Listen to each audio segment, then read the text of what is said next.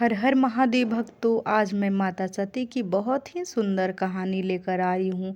इस कहानी को सुनने मात्र से लोगों के शरीर से सारे दुख दूर हो जाएंगे। चलिए इस कथा को शुरू करते हैं। मेरे वीडियो को पूरा देखिएगा, भगवान आपकी सभी मनोकामनाएं पूर्ण करेंगे। चलिए कथा की ओर बढ़ते हैं।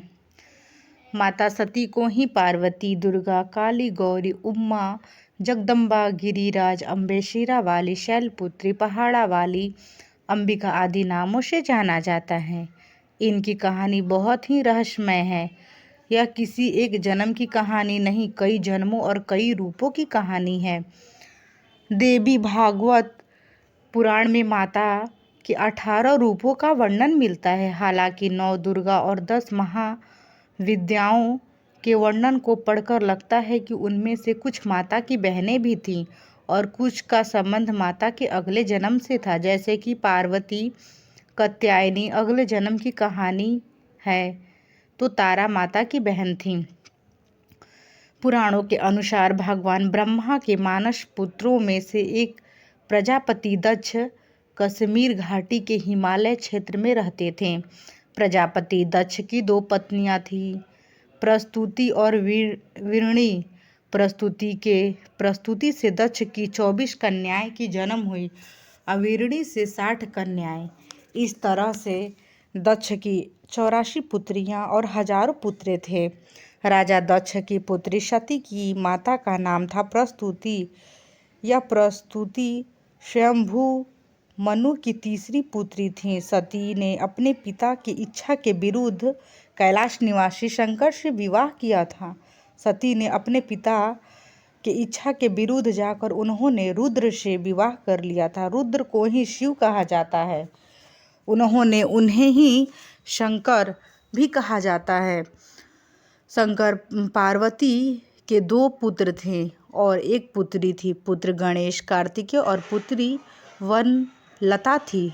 जिन 11 रुद्रों की बात कही जाती है वे सभी ऋषि कश्यप के पुत्र थे। उन्हें शिव का अवतार माना जाता है। ऋषि कश्यप भगवान शिव के शंभु थे।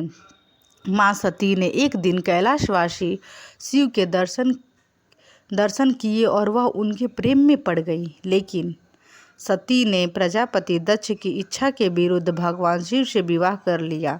दक्ष इस विवाह से संतुष्ट नहीं थे, क्योंकि सती ने अपनी मर्जी से एक ऐसे व्यक्ति से विवाह किया था जिसकी वेशभूषा और शक्ल दक्ष को कतई पसंद नहीं थी और जो अनर्थ था।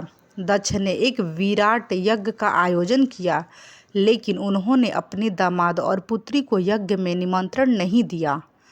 फिर भी सती अपने पिता के यज्ञ में पहुंच गईं, लेकिन दक्ष ने पुत्री के आने का अपेक्षा का भाव प्रकट नहीं किया और शिव के विषय में सती के सामने ही अपमानजनक बातें कही। सती के लिए अपने पति की विषय में अपमानजनक बातें सुनकर हृदय विदारक और घोर अपमानजनक था। यह सब वह बर्दाश्त नहीं कर पाईं और इस अपमान के कुंठावश उन्होंने वहीं यज्ञ कुंड में कूदकर अपने प्राण त्याग दिए।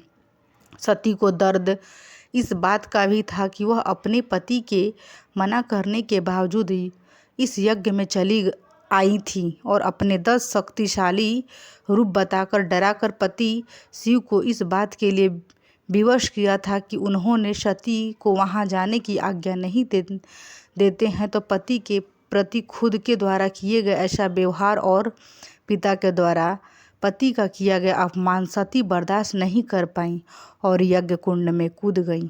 बस यहीं से सती की शक्ति बनने की कहानी शुरू होती है। दुखी हो गए शिव जब यह खबर सुनते ही कि शिव के वीरभद्रा को भेजा, जिसने दक्ष का सिर काट दिया। इसके बाद दुखी होकर सती के शरीर को अपने सिर पर धारण कर शिव ने तांडव नृत्य किया। पृथ्वी समेत तीनों लोकों को व्याकुल देखकर भगवान विष्णु ने अपने सुदर्शन चक्र द्वारा सती के शरीर के टुकड़े करने शुरू कर दिए। जब भगवान शिव शंकर माता पार्वती को लेकर पार्वती जी को वह नृत्य करना शुरू कर दिए अर्थात वह तांडव करना शुरू कर दिए। यह देखकर भगवान विष्णु आश्चर्यचकित हो गए और वे हैरान हो गए। यही कारण था भगवान विष्णु बेवश होकर उन्होंने अपने सुदर्शन चक्र द्वारा माता सती के शरीर के टुकड़े टुकड़े कर दिए। शक्तिपीठ इस तरह सती के शरीर का जो भी हिस्सा और धारण किए गए आभूषण जहाँ जहाँ गिरे वहाँ वहाँ शक्तिपीठ अस्तित्व में आ गए। देवी भागवत में 108 शक्तिपीठ है पीठ का जिक्र किया गया है, तो देवी गीता में 72 शक्तिपीठ का जिक्र मिलता है। देवी पुराण में 51 शक्तिपीठों की चर्चा की गई है। वर्तमान में भी 51 शक्तिपीठ ही पाए जाते हैं, लेकिन कुछ शक्तिपीठों का पाकिस्तान, बांग्लादेश और श्रीलंका में होने के कारण उनका अस्तित्व खतरे में है। अगर आप लोग को मेरी यह वीडियो पसंद आएगी तो आप मेरे वीडियो को लाइक, शेयर एंड सब्सक्राइब ज़रूर करिएगा और इसी तरह का वीडियो देखने के लिए मेरे यूट्यूब चैनल पर बने रहिएगा। यदि आप नए हैं, यदि आपने अभी तक मेरे यूट्यूब चैनल को सब्सक्राइब नहीं किया है तो कृपया करके आप इसे सब्सक्राइब ज़रूर कर लीजिएगा और कमेंट बॉक्स में हर हर महादेव ज़रूर कहिएगा। भगवान हर किसी के दुख को दूर करने वाले हैं, आप लोगों के भी दुख को दूर करेंगे।